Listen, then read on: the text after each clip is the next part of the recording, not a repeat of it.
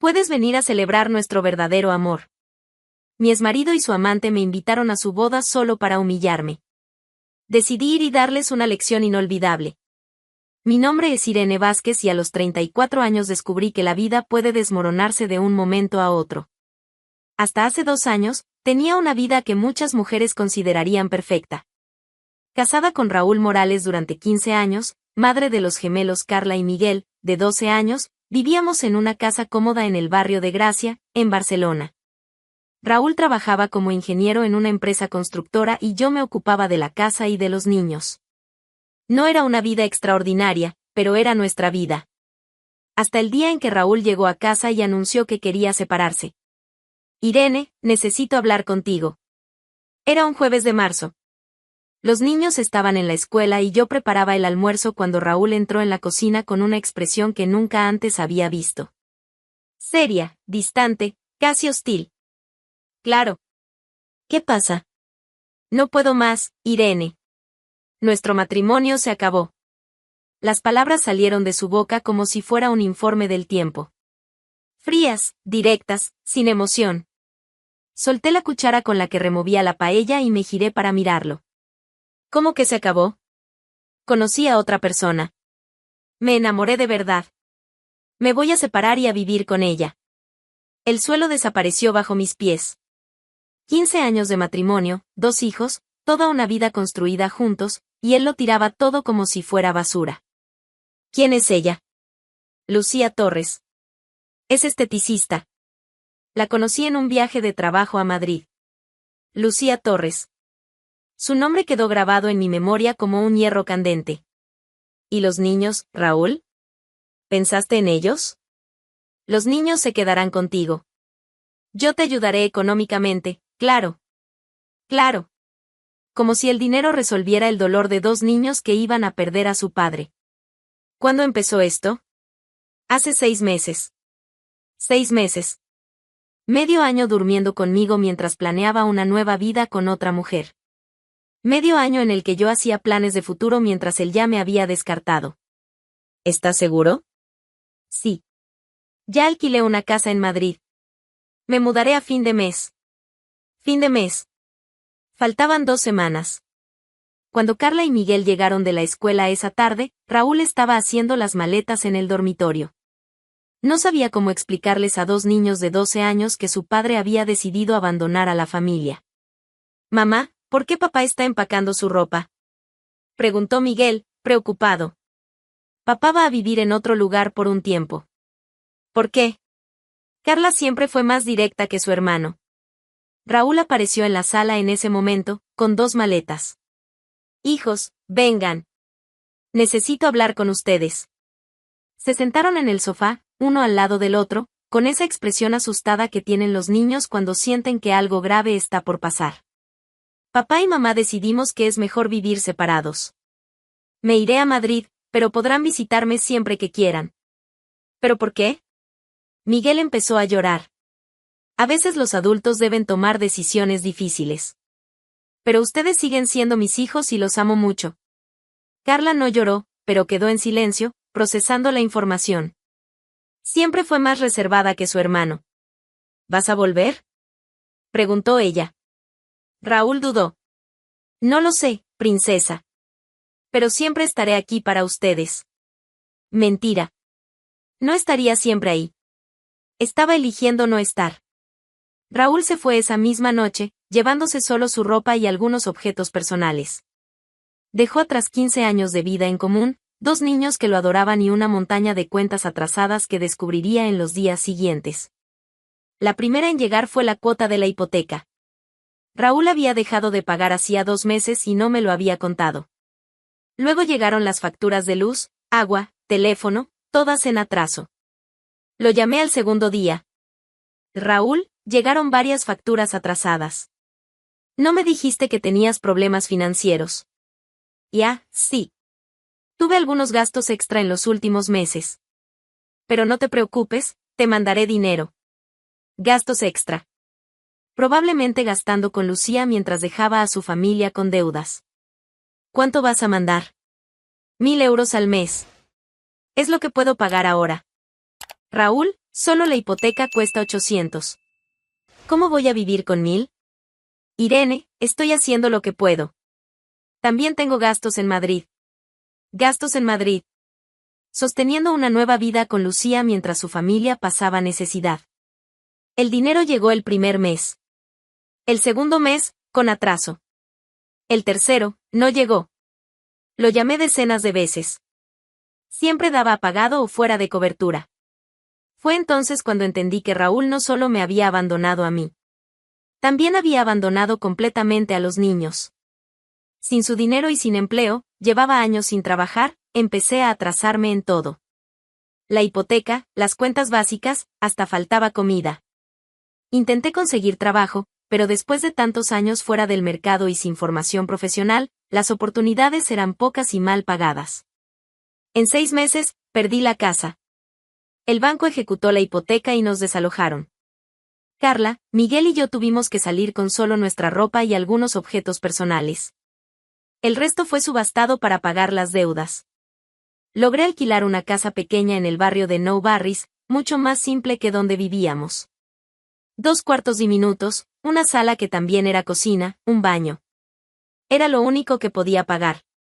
Los niños nunca se quejaron, pero yo veía la tristeza en sus ojos. Carla había perdido el apetito y Miguel lloraba a escondidas.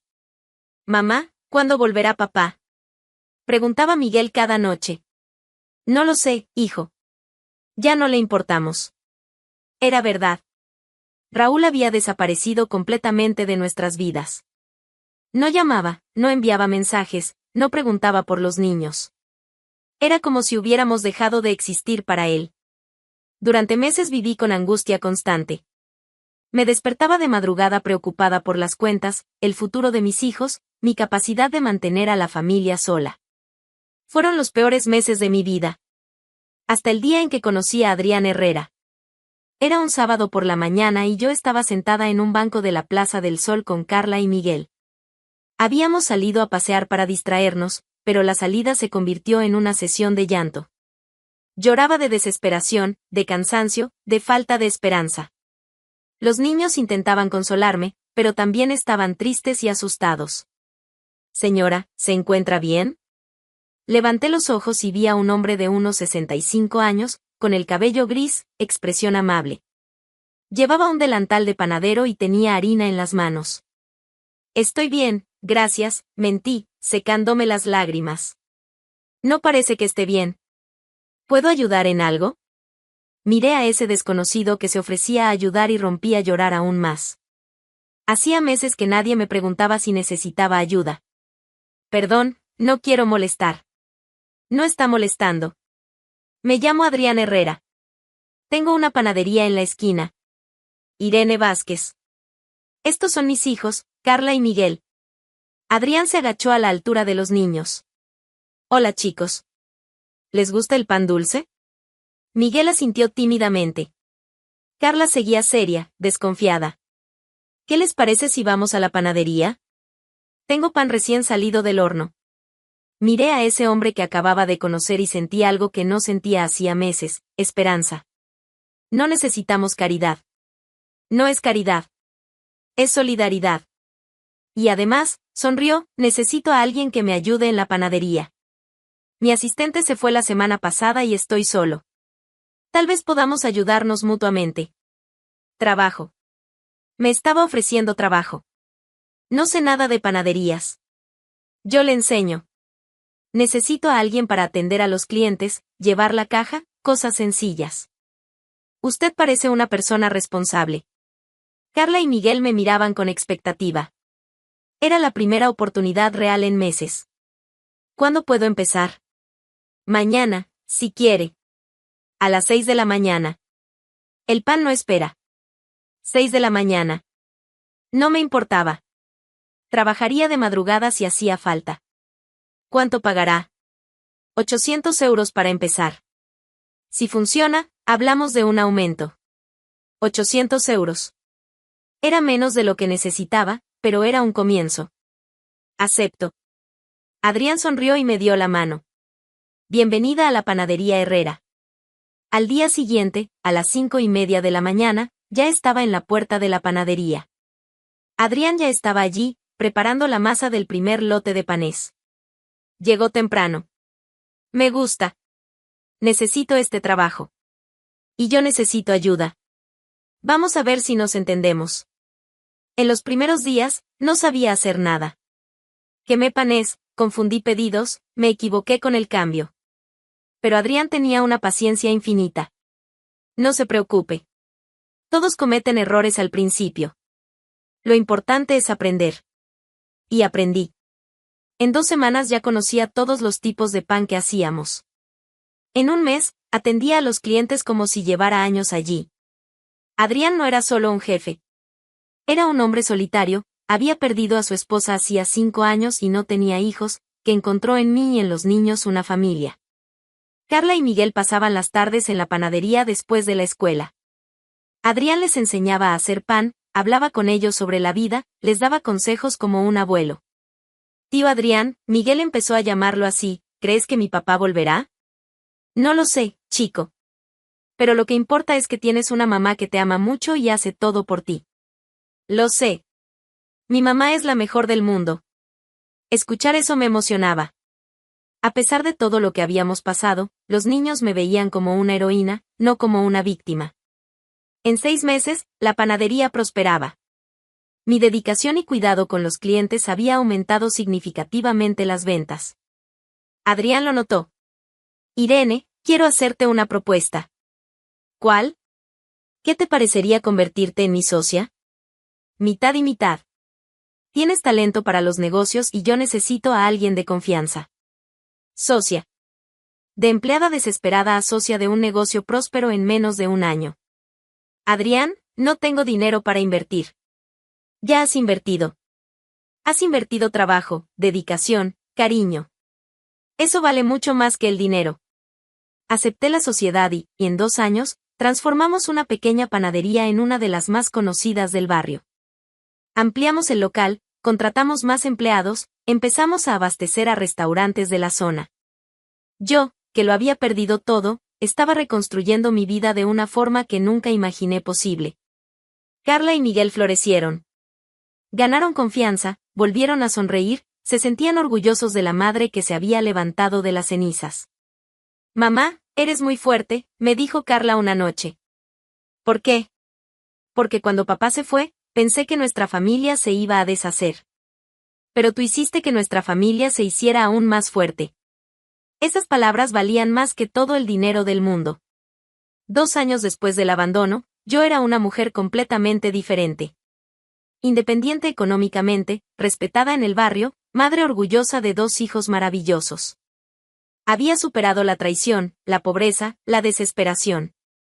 Había demostrado, sobre todo a mí misma, que era capaz de cualquier cosa. Pensé que lo peor había quedado atrás. Qué equivocada estaba. Era una mañana de martes cuando mi vida estable volvió a sacudirse. Estaba organizando las bandejas de croissants en la vitrina de la panadería cuando el cartero llegó con la correspondencia del día.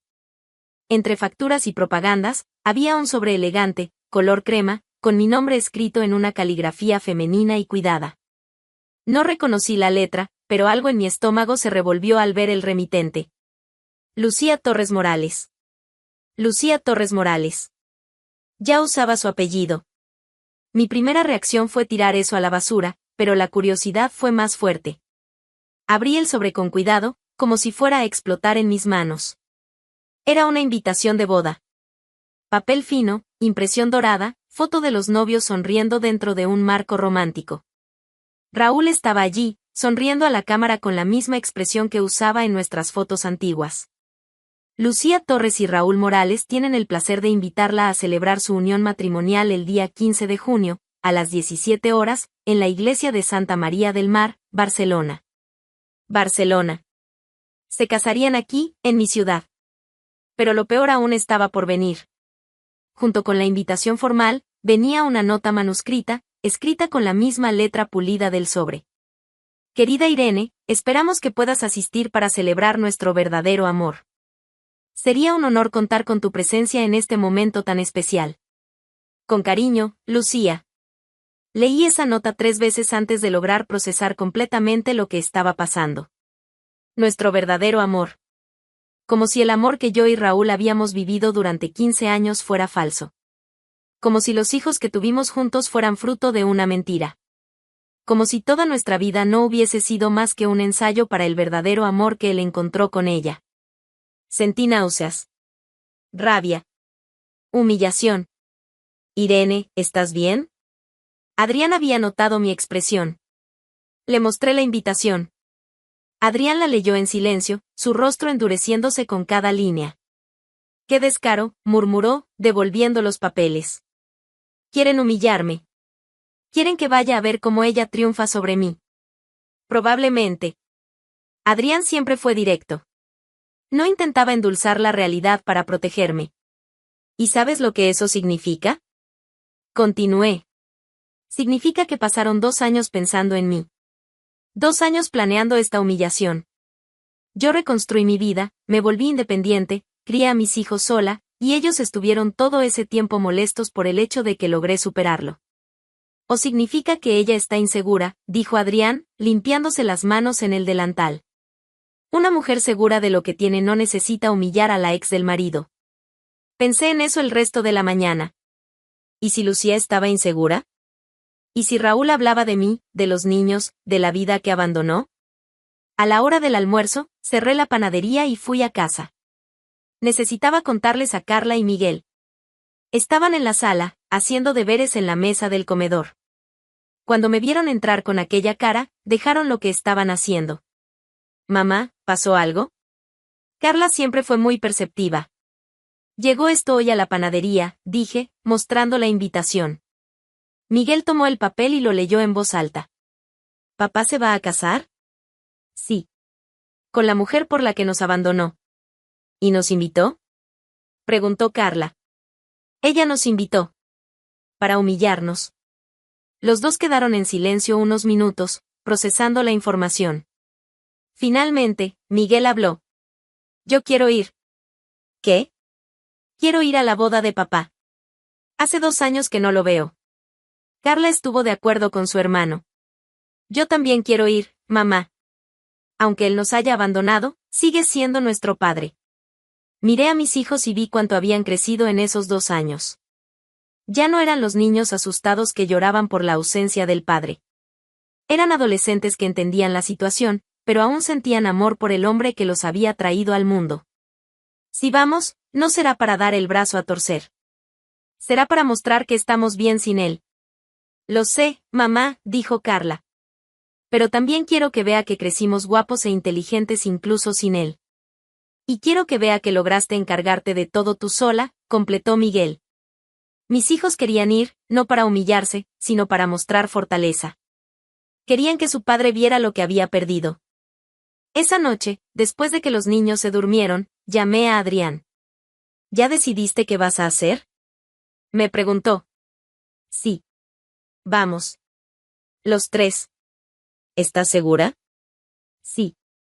Pero no voy como la mujer abandonada que implora atención. Voy como la mujer que se levantó, que crió sola a sus hijos, que construyó una vida próspera. Entonces tendrás que prepararte bien. ¿Cómo así? Irene, vas a entrar en esa iglesia frente a todas las personas que los conocieron como pareja. Mucha gente estará ahí esperando verte destruida, humillada, derrotada. Tienes que entrar ahí como una reina. Adrián tenía razón. Esa boda sería una prueba pública de mi recuperación.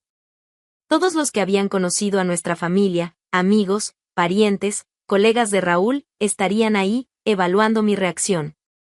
¿Me ayudas a prepararme? Claro. Pero no basta con ropa bonita. Necesitas actitud. Autoestima. La certeza absoluta de que eres superior a ellos en todos los sentidos. Durante las semanas siguientes, me preparé como un general para la guerra. Primero, cuidé mi apariencia. Pedí cita en el salón, manicura, compré un vestido elegante para mí y ropa hermosa para Carla y Miguel. Gasté el dinero que había ahorrado de la panadería, pero valió cada céntimo. Mamá, estás hermosa, dijo Carla al verme con el vestido azul marino que había elegido. Muy elegante, coincidió Miguel. Papá va a ver lo que perdió. Pero la preparación no era solo física. Adrián también me ayudó mentalmente. Irene, cuando entres en esa iglesia, recuerda algo, no tienes que demostrarle nada a nadie.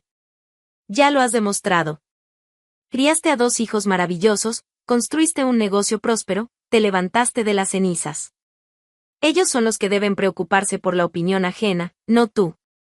¿Y si me dan ganas de llorar? No vas a llorar. Vas a sonreír. Porque tienes motivos de sobra para sonreír. ¿Y si él intenta hablar conmigo? Le hablas con educación, como hablarías con cualquier conocido. Sin rabia, sin rencor, sin interés. Ya no merece ni tu rabia ni tu rencor. En los días previos a la boda, recibí algunas llamadas de amigas que habíamos tenido en común. Irene, ¿de verdad vas a ir a la boda? Preguntó Carmen, una vecina de cuando vivíamos en Gracia. Sí. ¿No crees que sería mejor evitarlo? Puede ser incómodo. ¿Incómodo para quién? Yo no tengo nada de qué avergonzarme. Pero la gente va a hablar. ¿Qué hablen? Ya no vivo preocupada por lo que digan los demás. Carmen se sorprendió con mi respuesta. Probablemente esperaba encontrar a la misma mujer destrozada de hace 2 años. La verdad es que ya no me preocupaba la humillación. Estaba curiosa. Curiosa por ver cómo reaccionaría Raúl al verme bien, próspera, acompañada por los hijos que abandonó. Curiosa por saber si Lucía realmente creía que su plan de humillación funcionaría. La noche anterior a la boda no pude dormir. No por nervios, sino por expectativa. Me sentía como una actriz preparándose para el papel más importante de su carrera. Carla entró en mi cuarto de madrugada. Mamá, ¿estás despierta? Sí. ¿Tú tampoco puedes dormir? Estoy pensando en papá. En cómo va a reaccionar cuando nos vea. ¿Y cómo quieres que reaccione? Quiero que se arrepienta. Quiero que vea que fuimos felices sin él, pero también quiero que sepa que lo echamos de menos. ¿Y si no muestra arrepentimiento? Entonces es problema suyo. Nosotros hicimos nuestra parte. Crecimos bien, tú saliste adelante, somos una familia fuerte. Si él no lo puede ver, la pérdida es suya. Mi hija de 14 años hablaba con una madurez que me emocionaba y me llenaba de orgullo al mismo tiempo. El día de la boda, me desperté a las 6 de la mañana. Tomé un baño largo, me arreglé las uñas, peiné con cuidado. Cada detalle debía estar perfecto. Carla y Miguel también se arreglaron con esmero. Mi hijo vestía un traje azul que resaltaba sus ojos claros, idénticos a los de su padre. Mi hija había elegido un vestido rosa claro que la hacía parecer una princesa. Estamos listos, mamá, dijo Miguel, ajustándose la corbata. Estamos guapos, agregó Carla. Miré a mis hijos y sentí un orgullo inmenso. Eran adolescentes seguros, bien educados, cariñosos. Yo los había logrado criar sola y el resultado estaba ahí, frente a mí. Vamos a mostrarle a todos que somos una familia fuerte, dije. La familia más fuerte de Barcelona, bromeó Miguel. Cuando salimos de casa, Adrián nos esperaba en la puerta. Se había ofrecido a llevarnos a la iglesia. Están espléndidos, dijo, sonriendo con orgullo. Gracias por todo, Adrián. Por ayudarme a prepararme, por cuidar de los niños, por estar siempre a nuestro lado. Ahora ustedes son mi familia. Eso es lo que hace una familia. En el camino a la iglesia, les expliqué a los niños cómo quería que se comportaran. Vamos a entrar con la cabeza en alto. Saludaremos a las personas con educación. Si alguien pregunta cómo estamos, responderemos que estamos muy bien. Porque lo estamos. ¿Y si papá quiere hablar con nosotros?, preguntó Miguel. Hablan con él. Es su padre. Pero recuerden, no necesitan nada de él. No necesitan su aprobación, su amor ni su atención. Sería bueno si lo ofreciera, pero ustedes son felices y completos sin eso. Cuando llegamos a la iglesia de Santa María del Mar, había mucho movimiento en la entrada.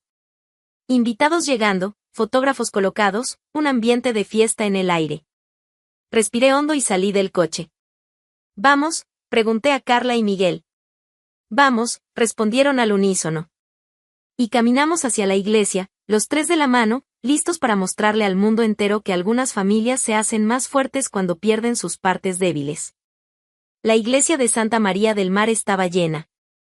Reconocí muchos rostros, viejos amigos, colegas de trabajo de Raúl, vecinos de la época en que aún éramos una familia. Todas esas personas conocían nuestra historia, sabían del abandono, de las dificultades que enfrenté. Y todos se voltearon para mirarnos cuando entramos. El impacto fue inmediato. Murmullos se esparcieron por la iglesia como olas. Algunas personas sonrieron y saludaron, otras simplemente nos miraban con curiosidad morbosa, esperando algún tipo de espectáculo. Pero lo que vieron fue a una mujer elegante, bien vestida y segura de sí misma, acompañada por dos adolescentes hermosos y bien cuidados. Nada de drama, nada de desesperación, nada de lo que probablemente esperaban. Irene. Una voz familiar me llamó. Era Mercedes, antigua vecina de Gracia. Hola, Mercedes. ¿Cómo estás? Bien, bien. Pero miren a ustedes. Carla y Miguel, ¿cómo han crecido? Están enormes. Gracias, respondió Carla educadamente. Irene, supe que ahora tienes una panadería. ¡Qué maravilla! Siempre supe que eras una mujer fuerte. Siempre lo supo. Claro. En la época del abandono, esa misma Mercedes había dicho a otras vecinas que yo no supe retener al marido. La panadería va muy bien, gracias. Ahora soy socia. Socia. ¡Qué éxito! Otras personas se acercaron para saludar. Todos querían saber cómo estaban los niños, cómo habían sido esos 2 años. Y en cada conversación, notaba la sorpresa en sus rostros. Esperaban encontrar a una mujer derrotada, amargada, viviendo a la sombra del abandono. En cambio, encontraron a alguien que había florecido. Mamá, murmuró Miguel en mi oído, papá nos está mirando. Me giré discretamente y vi a Raúl parado cerca del altar, vestido de smoking, claramente incómodo con nuestra presencia. A su lado estaba Lucía, deslumbrante en su vestido de novia, pero con una expresión tensa en el rostro. Su plan había salido mal. En lugar de recibir a una mujer humillada implorando atención, recibió a una exesposa elegante, saludada y elogiada por todos los invitados. Vamos a sentarnos, dije, eligiendo un banco en el centro de la iglesia, bien visible para todos. La ceremonia comenzó con el sacerdote haciendo el discurso tradicional sobre el matrimonio. Durante todo el tiempo, sentí la mirada de Raúl dirigida hacia nosotros. Estaba visiblemente emocionado, pero no de alegría por casarse. Era otra cosa. Cuando sus ojos se encontraron con los de sus hijos, vi que se le llenaban de lágrimas. Carla y Miguel saludaron discretamente al padre, sin rencor, con la naturalidad de hijos que ven a su padre después de mucho tiempo. Su reacción fue devastadora. Raúl comenzó a llorar ahí mismo, en el altar, frente a todos los invitados. Raúl, ¿estás bien?, murmuró Lucía, claramente avergonzada. Él intentó recomponerse, pero era demasiado tarde. Todos habían notado su emoción al ver a sus hijos. El sacerdote continuó la ceremonia, hablando sobre amor, compromiso y familia.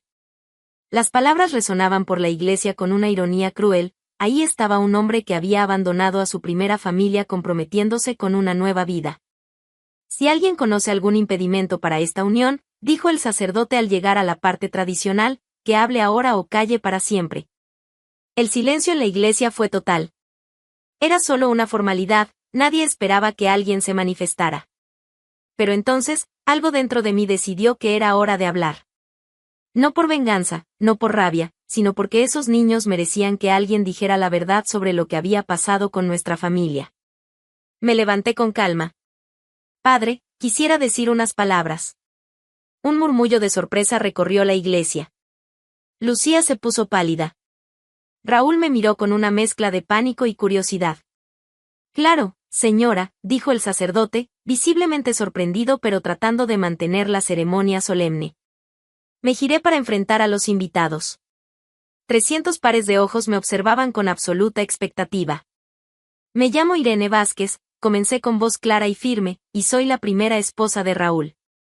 El silencio era ensordecedor. No he venido aquí a impedir esta boda ni a causar vergüenza. Vine porque se envió una invitación para mí y mis hijos, y me pareció educado aceptarla. Miré directamente a Lucía, que estaba roja de rabia y vergüenza. Pero ya que estoy aquí, quisiera compartir una historia.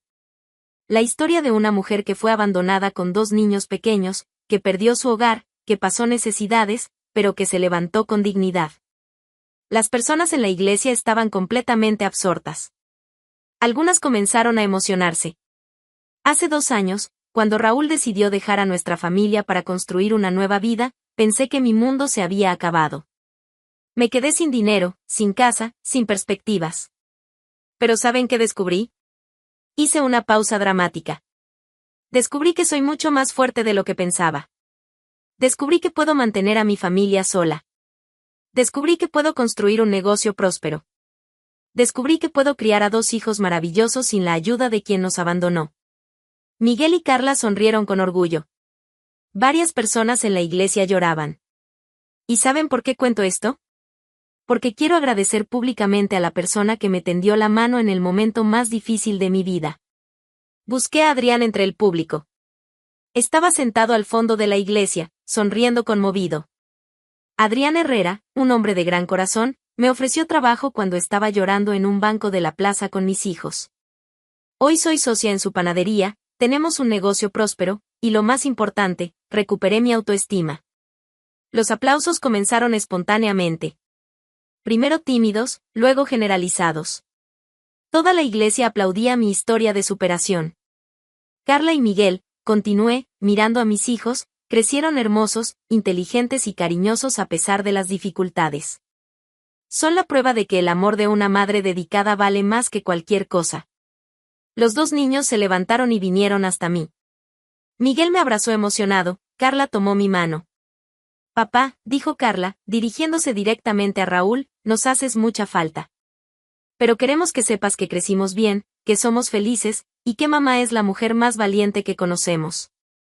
Te queremos, papá, añadió Miguel, pero entendemos que elegiste una nueva vida. Solo queríamos que supieras que estamos bien. Raúl sollozaba abiertamente ahora. Ahí, frente a 300 invitados, el día de su boda, se enfrentaba por primera vez a la verdadera dimensión de lo que había perdido. Hijos, logró decir entre lágrimas, son hermosos. Han crecido tanto. Yo, lo siento mucho. No tienes que sentirlo, dijo Carla con una madurez impresionante. Tú hiciste tu elección. Nosotros hicimos la nuestra. Y todos estamos bien. Lucía, que había planeado todo para humillarme, presenciaba exactamente lo contrario. En lugar de una rival derrotada, tenía ante sí a una mujer triunfante, siendo aplaudida por todos los invitados. Peor aún, veía a su novio llorar de arrepentimiento en su propia boda. Raúl, murmuró, jalándole el brazo, sigamos con la ceremonia. Pero Raúl no podía dejar de llorar. No podía apartar la mirada de los hijos que había abandonado y que estaban ahí, hermosos, bien cuidados, cariñosos, perdonándolo públicamente. No puedo, dijo de repente. ¿Cómo que no puedes? Lucía entraba en pánico. No puedo casarme. No así. No después de ver a mis hijos, de ver lo que perdí. La iglesia estalló en murmullos. Lucía se quedó lívida. Raúl, estás diciendo tonterías. Es la emoción del momento. No es emoción. Es conciencia. Míralos, Lucía. Mira cómo crecieron sin mí. Mira cómo Irene se levantó. Y mírame a mí, un hombre que abandona a su familia. La abandonaste porque no eras feliz. Nosotros somos felices juntos. ¿Lo somos? ¿O solo huí de mis responsabilidades? Lucía se dio cuenta de que estaba perdiendo el control de la situación. Su plan perfecto de humillación se había convertido en una pesadilla pública. Si no quieres casarte conmigo, dijo en voz alta, para que toda la iglesia escuchara, entonces no voy a rebajarme a rogarte. Y salió corriendo de la iglesia, aún con el vestido de novia, dejando a Raúl solo en el altar. La confusión fue total. Invitados hablando en voz alta, fotógrafos corriendo detrás de la novia, Raúl aún parado en el altar sin saber qué hacer. Me acerqué a él, con Carla y Miguel a mi lado. Raúl, dije con calma, no hicimos esto para destruir tu boda. Lo hicimos para mostrar que estamos bien. Lo sé. Y estoy viendo que están mucho más que bien. Están fantásticos. Papi, dijo Miguel, si quieres, puedes venir a visitarnos a la panadería. Trabajamos allí después de la escuela. ¿Ustedes trabajan? Ayudamos al tío Adrián, explicó Carla. Él nos enseñó a hacer pan. Ahora somos una familia trabajadora. Raúl sonrió entre lágrimas. Me encantaría visitarlos. Entonces pasa por allá cualquier día, dije. Panadería Herrera, en la Plaza del Sol. Irene, me miró a los ojos por primera vez en 2 años, lograste algo que yo nunca conseguí. ¿Qué? Hacer que nuestros hijos se sientan orgullosos. Salimos de la iglesia los 3 juntos, bajo los aplausos de muchos invitados que se habían emocionado con nuestra historia. Afuera, Adrián nos esperaba sonriendo. ¿Cómo fue?, preguntó. Perfecto, respondí. Mejor de lo que podría haber planeado. ¿Y ahora? Ahora vamos a casa. A nuestra casa. A nuestra vida, que es muy buena. En el camino de regreso, Miguel preguntó. Mamá, ¿tú crees que Lucía va a perdonar a papá? No lo sé, hijo. Pero ya no es problema nuestro. ¿Te sientes mal por haber arruinado su boda? No arruiné nada. Solo dije la verdad. Si la verdad arruinó la boda, entonces el problema no era la verdad.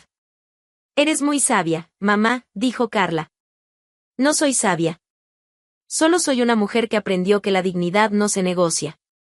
Una semana después, Raúl apareció en la panadería. Tímido, avergonzado, pero allí estaba. ¿Puedo entrar?, preguntó. Claro, respondí. ¿Quieres un café? Quiero. Se sentó en una de las mesitas y observó a los niños trabajando, ayudando a Adrián, conversando con los clientes. Crecieron muy bien, dijo. Crecieron. Irene, quiero pedirte perdón. Por todo. No hace falta. Ya pasó. Y Lucía me dejó. Después del papelón en la iglesia, dijo que no quería saber más de mí. Lo siento. No lo sientas. En realidad, me hiciste un favor. Me mostraste que había perdido lo que realmente importaba. Miré a ese hombre al que había amado durante 15 años, que me había abandonado, que había destruido nuestra familia. Y sentí, nada. Ni rabia, ni amor, ni nostalgia. Solo indiferencia. Raúl, puedes visitar a los niños cuando quieras. Ellos te extrañan. ¿Y tú? ¿Me extrañas? No, respondí honestamente. Descubrí que soy mucho más fuerte y feliz sola. Él asintió, comprendiendo. ¿Puedo intentar reconquistaros? A los niños, tal vez. Son tus hijos y tienen derecho al cariño de su padre. A mí, no. Yo ya seguí adelante. ¿Con Adrián? Con la vida. Adrián es nuestro amigo, nuestro socio, nuestra familia elegida. Pero incluso si no hubiese nadie, jamás volvería atrás. Aprendí que merezco más que migajas de amor. Raúl visitó a los niños algunas veces después de eso. Intentó acercarse, pero la relación nunca volvió a ser la misma.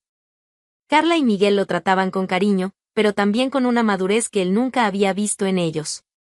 En cuanto a mí, seguí con mi vida. La panadería prosperó aún más. Adrián se convirtió no solo en mi socio, sino en mi verdadera familia. No nos casamos, nuestra relación era más profunda que eso. Éramos compañeros de vida, de trabajo, de sueños.